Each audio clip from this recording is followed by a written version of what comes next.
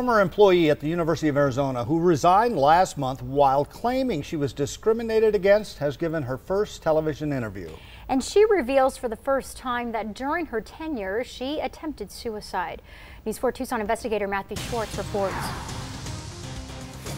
It was a couple months after I started and we announced the season, and I had some staff members say that, you know, black people don't go to shows, black people don't buy tickets, black people don't show up, black people don't pay.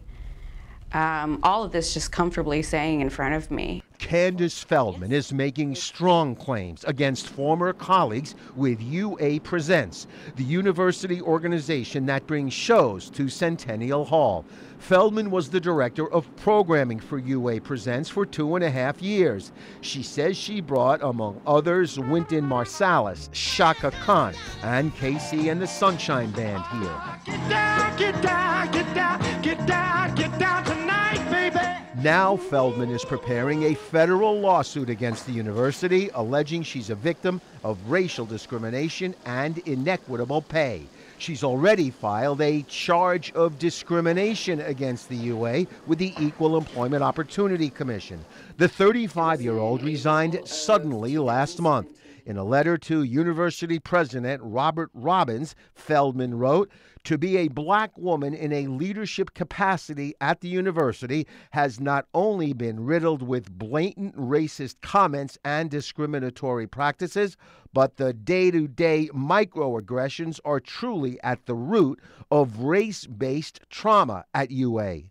3 former colleagues of Feldman here at UA Presents who want to remain anonymous told me on the phone that they were among the 5 people at the meeting when a staffer said that black people don't buy tickets.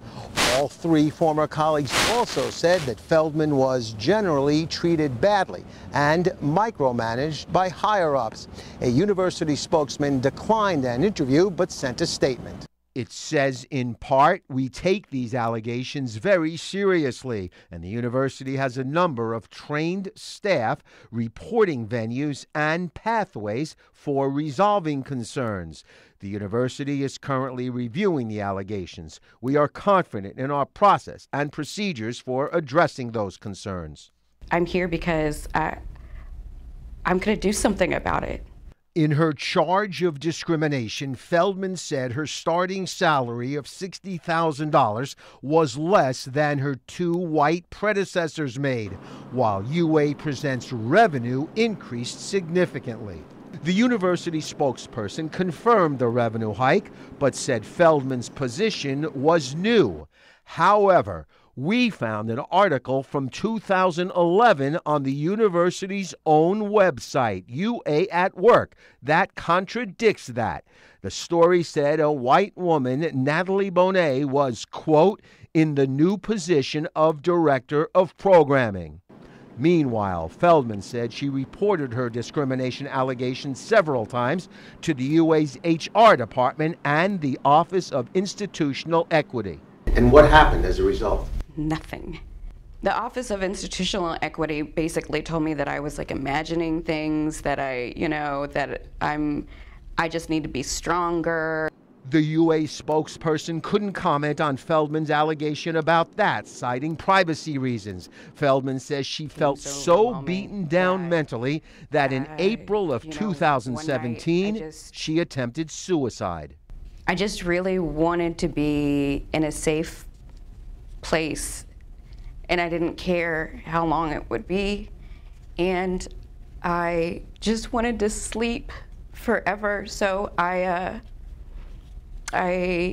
overdosed. I took all of my antidepressant medicine and I swallowed it. Feldman says she immediately knew she made a mistake and called her sister, who's a doctor, and had Feldman's boyfriend come over and help her recover.